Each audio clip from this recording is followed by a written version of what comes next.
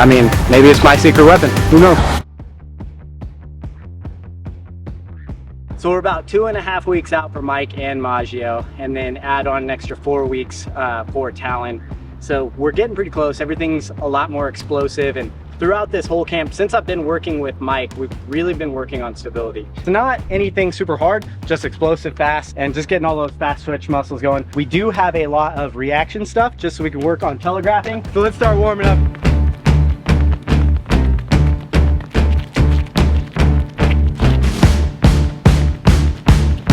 Good, violent knees, violent knees.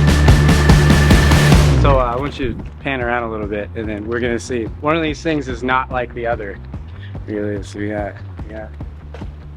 Someone didn't get the fucking memo. That's all. I'm sorry about that. Should we restart after this fucking helicopter? Yeah. So we've really been working on his stability and mobility, and it's come leaps and bounds, especially in stability. All right, I'm Mike Jones. I've been fighting for 14 years, professional for 10. Got into fighting, wrestled my whole life, and then after high school, still wanted to compete into something, so we got into fighting. So the fight promotions that I've fought for range from like local shows. I had Still Fist, Fierce here, LFA, CFFC out in New Jersey, and recently BKFC with bare knuckle boxing. So I have fought at 3 different weight classes. Early in my career, I was cutting down to 170, decided that cut sucked, moved to 185, and that's where I fight now, and I have taken a couple fights at 205. So me and Paul, we linked up through Instagram. I seen he was working with a lot of the people I trained with, like Marco Sanchez, all these guys, and it was kind of the key that I've been missing since I moved back to Denver with my strength and conditioning. So hit him up on there, and here we are a couple months later, getting ready for a fight. The biggest change for me is working different muscles and, I don't know, a different type of cardio. Instead of just getting all my cardio from sparring and doing it that way, we can focus on my weaknesses and work on stuff that I need to be better at as an athlete. So I did training like this for a short time when I lived in Denver for about a year. So we did some of this stuff, but I feel like Paul's just really dedicated and he takes it serious, so it's good. My next fight's April 20th at UVU down in Orem. I'm defending my middleweight belt against a cat from Extreme Couture. Should be a good night. Couple pieces here, these alternating push press. We have the 2 kettlebells. It's just gonna be boom, boom, boom, boom, firing back and forth, 10 each arm, right into those push passes we've been working on where they're just driving really hard. What I want to do is really work on closing our core, right? As soon as we open this up, we lose a lot of power. So as we're driving that, boom, core closed, okay? And then we're gonna go into some alternating hangs with the kettlebells. It's gonna be clean, just nice and fast. And then we're going right into those hooks that we've also been working with. Again, with that, closing the core, right? As soon as we open up here, we lose all of our power. We're here, now we have a lot of power and a lot of force. So that's mainly the goal of this, is working on keeping that core nice and close. This is gonna be you go, I go with the 3 of you, so there will be time rest, right? In between this, we're gonna have a little bit of lacrosse ball work, and the 3rd person is solely gonna be resting. And we're just gonna burn through that. Each round takes about a minute. It's fucking beautiful outside, so I figured we'd come and work out outside. But yeah, questions? Fuck this shirt, dude. It's not even worth it. I'm David, from Wyoming originally. I moved to Utah coming up on 4 years ago. I've been fighting for a decade now, 10 years. I've just had my pro debut 2 years ago, coming up on my 3rd pro fight, April 20th. So the fight scene in Wyoming, it kind of died off, struggling to find partners to actually get in work. I was just training at a jiu-jitsu gym. Shout out to Wild Faction. Good group of guys there, but we were just missing a little bit of an element. I needed some more training partners. I needed some better fight coaching, and so I got in touch with Jeremy Horn and made the move down here. So I set a little bit of an ambitious goal this year. I want to get in 6 fights this year. Ultimately, I want to make it to the highest levels of the sport, whether it's PFL, UFC, whatever. I want to fight the best in the world, and that's where the best lies, so that's where I'm headed. I met him through Mike, so just kind of got hit up one day.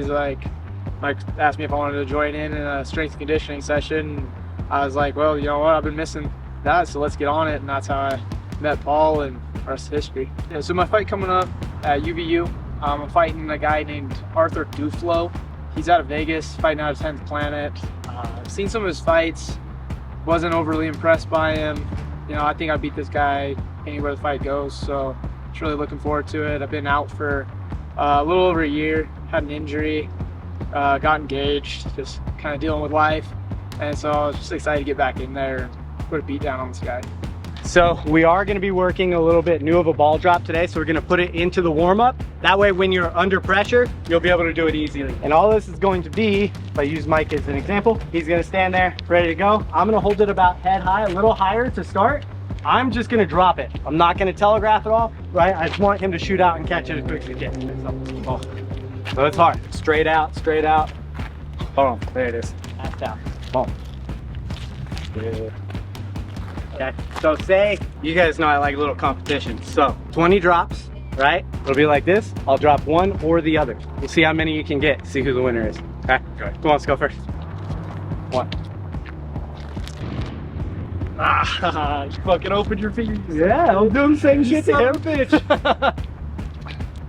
Here's a fun little thing people don't know about Talon is he always beats people by one fucking rep. In everything. If he knows the score, he will one-up you. He is the fucking one. I'm going for 16. Your head, bro.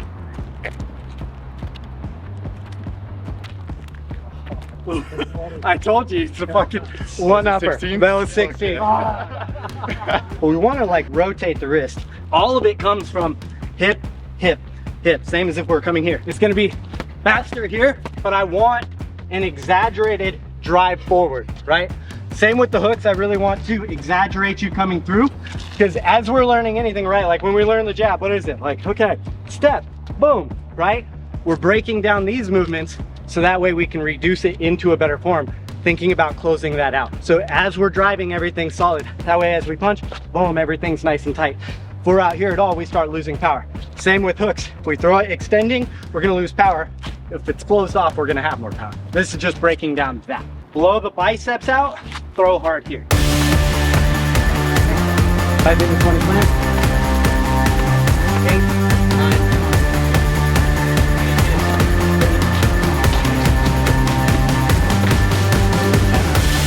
Throw it out like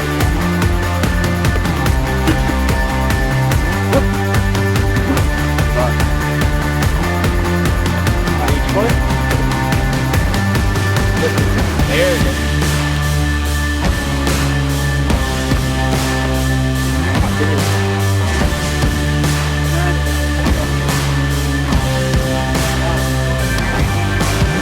Looks really good. Dude, holy shit. Feel it, baby. Hey, come on. This shirt doesn't make my wiener look too big, does it? Okay. I thought that's the reason the geese got scared away. Makes those biceps look small, though. It does. When we did his original testing, he could hardly stand on one foot for like 6 seconds without tipping over. And now as we're doing those ball strikes, he didn't fall at all, which is awesome. You know, and that's under fatigue while we're adding in distractions and movement. So, yeah, with Maggio, it's a little bit of the same. He's really fast on his feet, but his feet bounce around a lot. So we're just trying to make him, instead of like what I call happy feet, where he's bouncing around, just prowl and stock. And that's gonna add a lot of power to his strike. So that's really the main focus today, is working on stability throughout the feet, through very dynamic motions, as well as controlling the core. With the combination that we have between the kettlebells as well as the med ball slams, we're really working on being able to keep that core closed as we throw hard. Because as soon as we expand out on that spine, we lose a lot of power. Now it's ducks. We just have everything in the sky. Superman's coming next. I'm gonna fucking flip him off too. 5 of each jump. We're gonna get a decent bit of tension on it, right? And I want you to think about jumping not all the way forward, but up at a 45, right? So just not a deep squat, but nice and explosive. 1. So it's kind of keeping me in spot, but I'm having to stabilize a lot as I hit the ground because it's pulling us back. If we don't load our hips properly, we're not gonna be able to do it. Then we're gonna turn around with this. We're gonna do it both sides. Back here, forward here. So boom, boom, boom, boom. We're gonna have that here, nice and low, boom, back.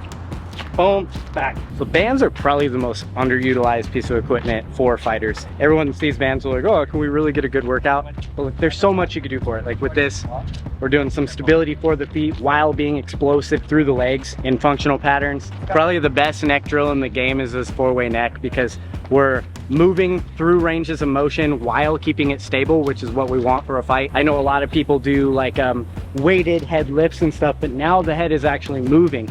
We want to strengthen it to where it stays still as we get hit. So this is a much better piece.